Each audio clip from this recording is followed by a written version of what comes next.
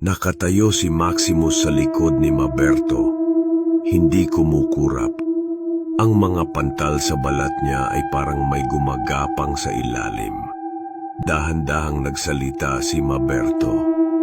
"Sino ka?" Ngumiti ang bata. "Matagal na kaming nandito."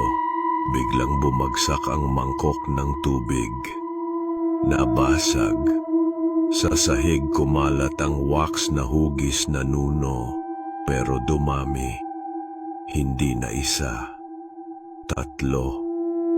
"Ayaw namin ng gulo," sabi ni Maberto. Nanginginig ang boses. "Anong kailangan ninyo?" Sumagot ang bata. "May nasira siya. Tinapakan ng amin." Napatingin ang nanay ni Maximus. Naalala niya ang araw na naglaro ang anak sa punso. "Anong kapalit?" tanong ni Maberto. Tahimik ang bata. Pagkatapos, isa sa inyo, biglang namatay ulit ang ilaw.